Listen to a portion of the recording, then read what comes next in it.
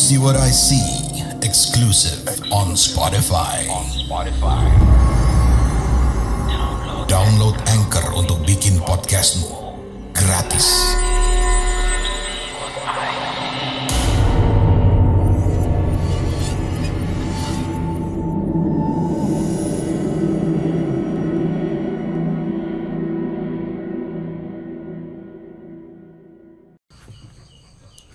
Halo warga Desa Skaudi, balik lagi bersama saya Devian Viana, salah satu tim di Do You See What I See. Kembali di tempat yang gelap-gelapan ini, udah lama banget nggak balik ke sini ya. Karena emang kemarin tuh sempet gendengnya tuh sempet bocor gitu, jadi susah banget kalau di sini tuh banyak airnya gitu kan. Kalian tega apa? Intinya kemarin baru bisa dipakai hari ini gitu, jadi ya udah, welcome back, hey semua yang ada di sini, sok-sokan. Oke, gimana teman-teman puasanya? Udah mencapai hari berapa ya nih? Hari ke-7 kali ya, atau ke-8 pas video ini di-upload. Semoga lancar terus dan tetap semangat ya. Buat yang gak biasa puasa, nahan lapar, kalian pasti bisa. Oke. Kali ini aku mau bacain cerita dari seorang warga desa Skaudi yang gak mau disebutin namanya. Oke, langsung aja. Ini dia Mencekam.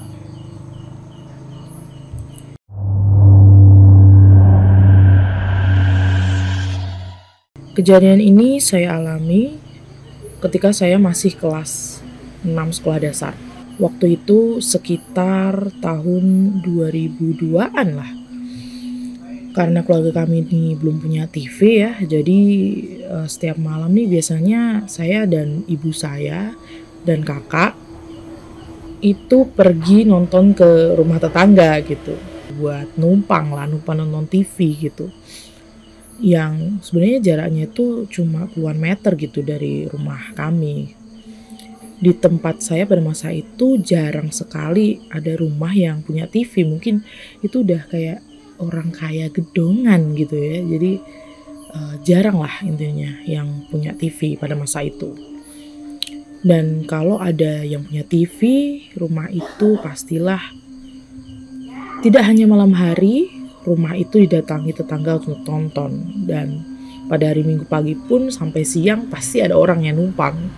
Mereka kan biasanya nonton kartun tiap Minggu pagi gitu ya. Balik ke cerita, malam itu seperti biasa setelah maghrib, ibu saya dan kakak saya ini pergi ke rumah tetangga itu. Tayangan yang saya suka akan main lebih dahulu nih, yaitu kalau tidak salah nama filmnya dulu Panji, Manusia Milenium. Pasti pada ingat dong. Setelah film favorit saya selesai, akan muncul tayangan sinetron nih yang aku tuh gak suka gitu. Tapi karena saya penakut, setiap malam saya terpaksa nunggu ibu dan kakak saya tuh selesai nonton juga. Dan walaupun jarak rumah tetangga ini deket ya, cuman saya tuh ya namanya juga penakut gitu ya, udah malam ya pokoknya nggak berani lah, lebih baik nunggu gitu. Singkat cerita, setelah menunggu 2 jam lebih, sinetron itu akhirnya selesai juga. Kami pun berdiri pamit pada tuan rumah dan tak lupa mengucapkan terima kasih. Jalan pulang kami melewati sebuah parit yang lumayan besar, mungkin bisa dibilang sungai juga kali ya. Dan parit itu selama ini memang terkenal angker. Apalagi ada sebuah mobil dan truk yang jatuh ke parit itu yang berada di jalan lintas tersebut. Itu adalah alasan utama saya kenapa gak berani pulang duluan. Takut melewati parit yang kata orang-orang itu banyak penampakan makhluk halus ketika orang malam-malam lewat di sana. Parit besar itu menurut orang-orang tua di desa saya juga merupakan tempat perlintasan makhluk halus. Entah bagaimana maksudnya, saya tidak begitu mengerti. Saya berjalan di antara ibu dan kakak saya. Ibu saya di depan dan kakak saya di belakang saya. Menjelang melewati parit, Kakak saya berkata pada ibu saya dengan suara terbata-bata, "Bu, ada suara orang menangis." Bulu kuduk saya langsung merinding dan saya segera memeluk pinggang ibu saya. "Suara musang itu," kata ibu menenangkan. Tapi kakak saya juga udah memeluk pinggang saya juga dari belakang. "Hei, bagaimana ibu mau jalan kalau kalian begini?" tanya ibu saya. Tiba-tiba pelukan kakak saya ini semakin kencang. Saya menoleh ke pinggang saya untuk melihat kakak. Kakak membenamkan wajahnya ke pinggang saya sambil menunjuk-nunjuk ke arah parit. "Ada anak kecil, botak. Kedua matanya berdarah," kata kakak saya dengan suara yang gemetar. Saya hendak membenamkan kepala juga ke pinggang ibu karena takut membayangkan wujud yang disebut kakak barusan. Namun ketika kepala saya bergerak hendak menuju pinggang ibu, yang artinya wajah saya akan tertuju dulu ke arah parit, saya melihat sosok yang disebut kakak barusan. Sontak saya kaget. Gerakan kepala saya terhenti dan sosok itu terlihat sangat jelas. Di tepian parit berdiri seorang anak kecil yang usianya sekitar 4 tahun. Wajahnya pucat, kepalanya botak dan lingkar matanya berwarna hitam. Dia memakai kancut putih. Yang membuat sosok itu lebih mengerikan adalah ada aliran darah yang keluar dari lingkar matanya yang hitam itu. Sosok anak kecil itu tidak bergerak. Dia menatap lurus pada kami dengan raut wajah yang datar.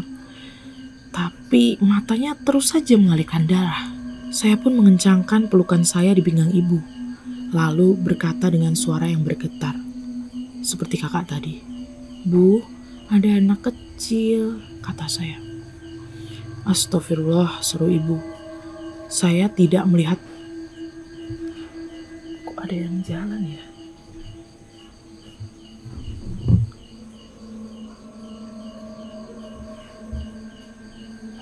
Sumpah gak bohong, ada yang jalan guys.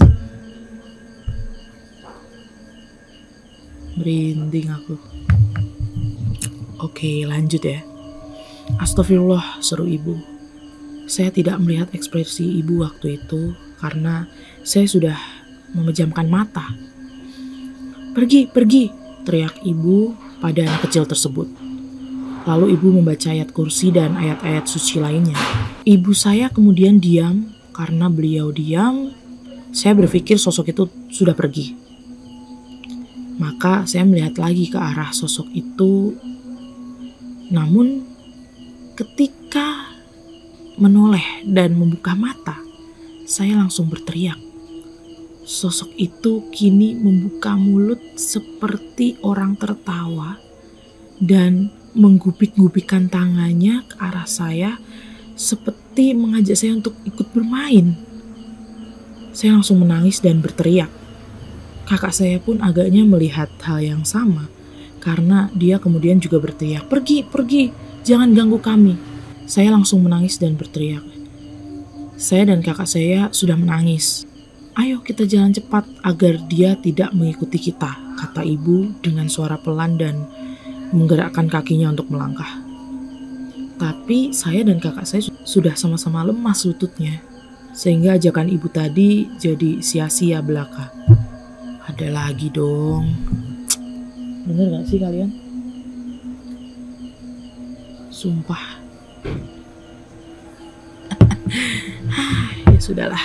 Lutut saya benar-benar lemas. Saya dan kakak saya terus menangis. Hingga ibu yang tampaknya juga ketakutan itu berteriak keras dan memanggil ayah. "Ayah, ayah tolong."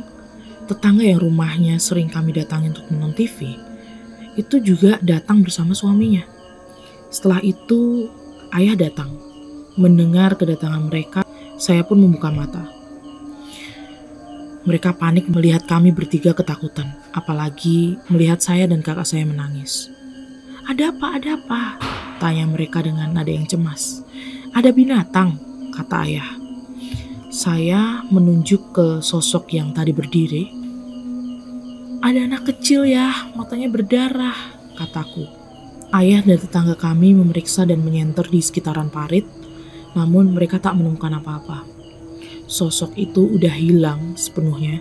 Mungkin penghuni perlintasan, kata bapak-bapak tetangga saya. Kalian tidak apa-apa kan? Ayah juga menanyakan hal yang sama yang kemudian dijawab oleh ibu. Setelah itu kami pun pulang bersama ayah dan tetangga kami pun kembali ke rumahnya. Sejak kejadian itu, ayah membelikan kami lampu senter untuk kami bawa masing-masing. Dan ketika kami bawa untuk nonton TV itu bisa kami pakai buat penerangan gitu ya. Untuk seminggu pertama, ayah, ibu, dan kakak itu pergi nonton malam-malam karena saya masih ketakutan. Baru seminggu kemudian saya berani ikut.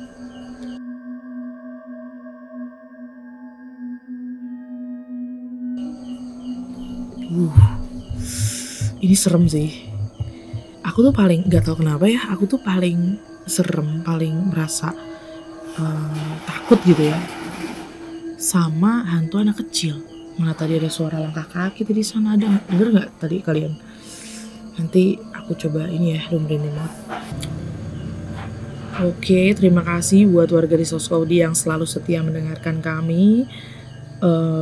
Di Spotify maupun di YouTube ada 10 cerita, 10 konten dalam 1 minggu ya. Maaf banget, aku baru nongol karena ada beberapa hal yang ya bisa dibilang sibuk lah. Enggak.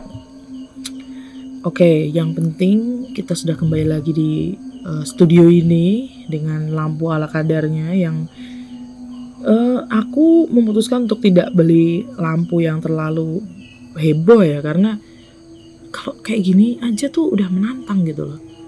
Ini aja tadi ada dengar suara aneh-aneh, langkah kaki lah, apalah, ketukan juga aku denger sih tadi, tapi nggak tahu, aku kayak ya udahlah ya gitu. Wahai penghuni studio ini, sok-sokan padahal takut. Oke, terima kasih buat teman-teman yang mendengarkan video ini, menonton video ini. Jangan lupa untuk like, comment, subscribe, dan jangan lupa juga untuk selalu dengerin Spotify karena itu adalah cerita yang langsung dari narasumbernya itu ya. Oke, terima kasih warga di Soskowdi. Maafkan kalau ada kata-kata yang kurang berkenan. Terima kasih. Wassalamualaikum warahmatullahi wabarakatuh. Dadah.